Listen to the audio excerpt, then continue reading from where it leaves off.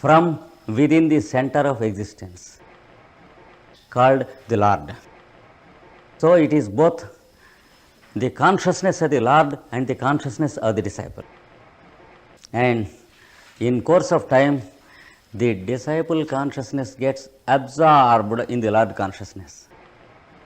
And what remains is consciousness or Lord or what we experience as light. This is what happens by following the process. This is one benefit which you will directly know. And a second benefit he describes is removing of the obstacles.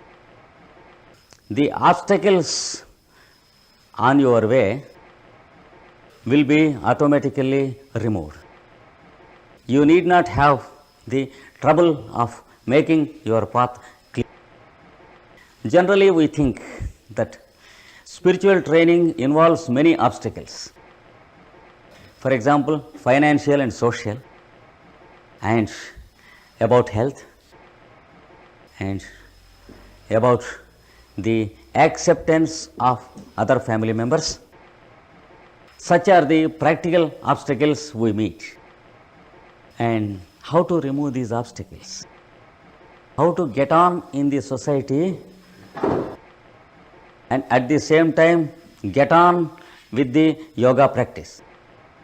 Because we are expected to take our 24 hours as our experimental time in yoga. It is not enough if we devote half an hour or 1 hour or 2 hours for meditation.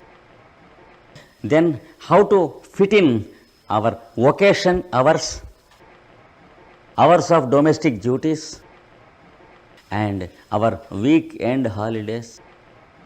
All these things, how to fit in with the yoga practice. Such are the obstacles we mentally meet. By starting this procedure, the way of uttering Om and listening to it, the obstacles are removed. You need not try to remove them. You can ask how. Everything will be gradually rearranged in your life. And the truth of it is, obstacles exist in our mind and not outside. What exists outside is persons and things. And there are no items called obstacles outside. Obstacles exist in our mind as our impressions upon others and our feeling of obligation to others, our suspicions, our jealousies, and our misunderstandings of people and things. When these things are gradually removed from our mind, when the obstacle complex is removed from our mind, actually there is no obstacle at all. Whether you are driving your car or talking to your wife, or whether you are working in the office, you are tackling with the same Lord. Because your reaction to the environment will be neutralized. You are not society conditioned. You are alone. Even in the midst of 1,000 people, you are alone. That is what is called the holy loneliness in the scriptures. Holy loneliness never means going away into the caves and temples.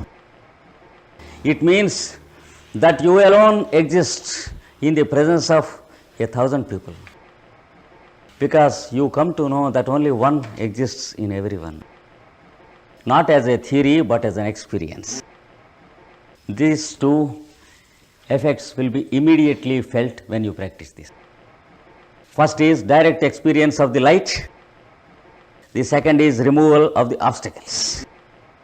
When obstacle consciousness is removed from the mind, there is no obstacle. When somebody is sick in the house, you will serve the person, but you know you are serving the Lord. While you are doing some work in the office, You know that the work is useful for many people and you are serving the Lord. When you are a professor in an institution, you know that every student is a Lord in himself and you are helping the students to know the Lord. Because whatever lesson you may teach to your student will be more useful not only for their examinations, but also each sentence will give a touch to the student, which leaves a seed of Lord consciousness, which will be germinated in time. These are the two benefits you derive first when you start this. And then he speaks of some centers in you, centers of different expressions, and how to manage with them. I will give only a few examples. You have a feeling of sympathy in you, how to manage with it. Another example, you have pity in you, pleasure, and sometimes negative traits also. Indifference. We have hundreds of such things in our personality. How to manage with them. When we meet other people with these complexes, is not reaction compulsory. Then how to suspend the reaction?